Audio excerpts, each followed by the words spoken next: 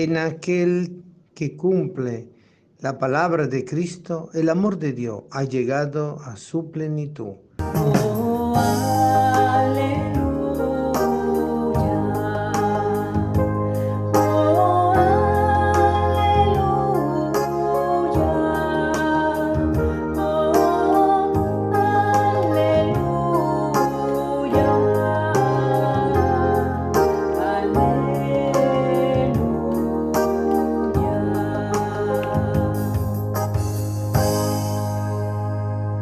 El Señor esté con ustedes y con tu espíritu.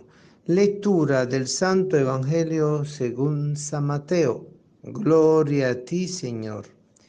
En aquel tiempo Jesús dijo a los escribas y fariseos: Ay de ustedes, escribas y fariseos hipócritas, porque son semejantes a sepulcros blanqueados, que por fuera parecen hermosos, pero por dentro están llenos de huesos y pudredumbre.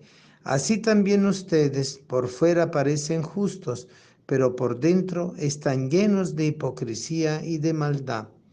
Ay de ustedes, escribas y fariseos hipócritas, porque les construyen sepulcros a los profetas y adornan las tumbas de los justos y dicen: si hubiéramos vivido en tiempo de nuestro Padre, nosotros no habríamos sido cómplices de ellos en el asesinato de los profetas.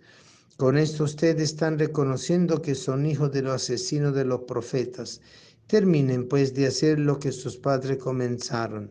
Palabra del Señor. Gloria a ti, Señor Jesús. Qué palabra tan fuerte hoy en el Evangelio de San Mateo. Terminen pues de hacer los que sus padres comenzaron. ¿Y qué es lo que comenzaron sus padres?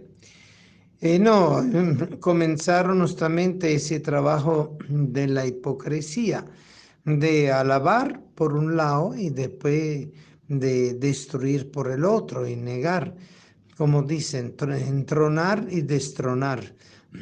Es una palabra muy fuerte porque pone al descubierto la situación de las intenciones de muchos que se esconden atrás de una manera muy apoyada y muy aprobables en el mundo, que significa ser considerados justos, nobles, auténticos y verdaderos, cuando en realidad lo que hacen es embellecer la parte exterior de la persona, pero no engalanar el corazón con las obras de misericordia, no llenarse de los dones del Espíritu y no producir frutos en el Espíritu, sino simplemente beneficiándose a sí mismo por el lugar que han logrado alcanzar dentro de la sistematización de la vida religiosa. Ay de ustedes, escriba y fariseo, hipócritas. El hipócrita es la persona que muestra una cosa y hace otra, habla de una forma y actúa de otra manera. Y es justamente lo que el Señor quiere condenar, pero no para destruir a estas personas. Es una actitud que Él está condenando, no las personas.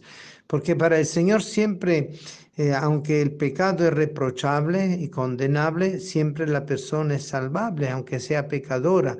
Y por eso su discurso es un discurso de misericordia, su discurso es un discurso de invitación al cambio, a la conversión, a la renovación. Pero para eso hay que quitarle la escoria, las impurezas al oro que está contenido en la pepa de oro, es decir, poder acrisolar el oro a través de la purificación de la palabra, que nos llama profundamente a un cambio, a una renovación, porque Cristo es la palabra viva y la palabra es sacramento de vida, porque tiene esa condición sacramental que a nosotros nos da la presencia real de Cristo y que alimenta todos los sacramentos: el bautismo, la confirmación, la confesión, la Eucaristía, el matrimonio, el orden sacerdotal, la unción de los enfermos. Y los sacramentos son expresión de esta vitalidad de una palabra que se hace carne y vida en nosotros, que cuando de verdad se establece, nos transforma en persona auténtica y verdadera. Por eso el antífona de hoy, tomado de la primera carta de Juan, dice: en aquel que cumple la palabra de Cristo, el amor de Dios ha llegado a su plenitud. y cumplir la palabra de Cristo en nosotros es justamente alcanzar una actitud totalmente coherente, totalmente movida en Cristo, con Cristo y por Cristo. El Señor no rechazaba a nadie. El Señor lo que rechazaba era el pecado y al demonio y en las obras del mal. Y por eso nosotros sabemos perfectamente que Él ha venido a establecer una luz profunda con la verdad revelada que es Él mismo.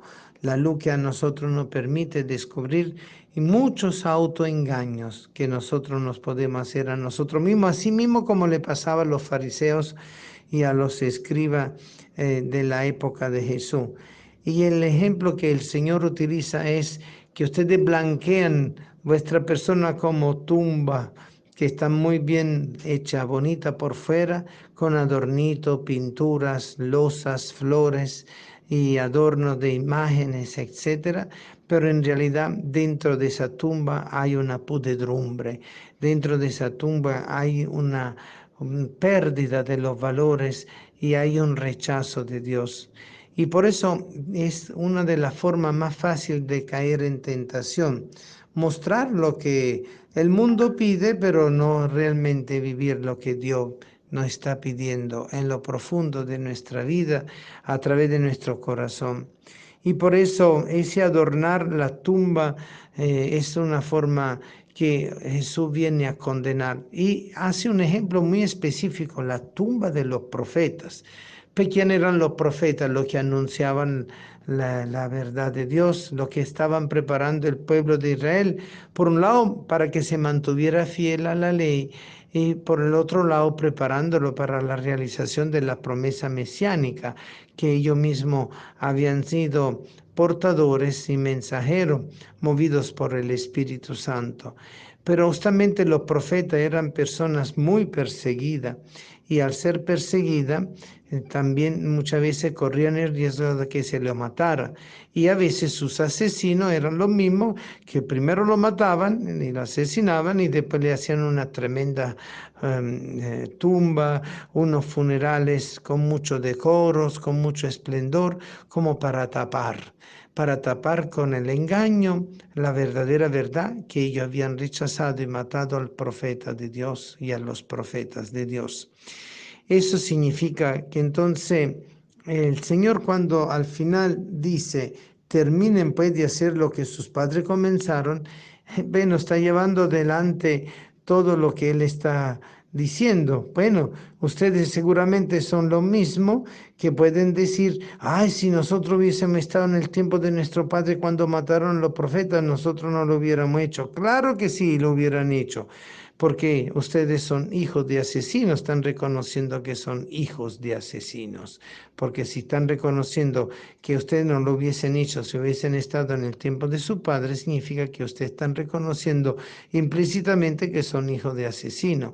Y con esa excusa de querer decir que ustedes lo harían de forma contraria, no matarían a los profetas, ustedes están confesando a sí mismos como asesinos de los profetas. Y por eso por ahí va el punto cuando el Señor dice, terminen pues de hacer lo que sus padres comenzaron. Bueno, algunos benévolos pueden pensar que el Señor lo que le esté diciendo, terminen de hacer es hipocresía, de seguir matando a los profetas. Pero el sentido profundo con el cual Jesús está diciendo eso es, terminen de hacer conmigo lo que ustedes han empezado y lo que sus padres han dado pie para poder perseguir a los profetas de Dios y rechazar a Dios. Queridos hermanos, la hipocresía espiritual es uno de los peores males que nosotros podemos tener. Es una enfermedad incurable, peor que el cáncer, peor que el COVID cuando nos agarra. ¿Por qué? Porque no nos permite vernos a nosotros mismos en nuestra falla y nos conduce por el camino de la autosuficiencia, del orgullo, de la soberbia, y nos hace perder el significado de la verdadera humildad. Y humilde es aquel que escucha y cumple la palabra de Cristo, y de esa forma permite que el amor de Dios llegue a su plenitud en su vida. Que hagamos todo lo mismo, no de los fariseos, de los saduceos y de los escribas, sino que hagamos lo mismo, de lo que el Señor nos pide, no ser hipócritas. Amén.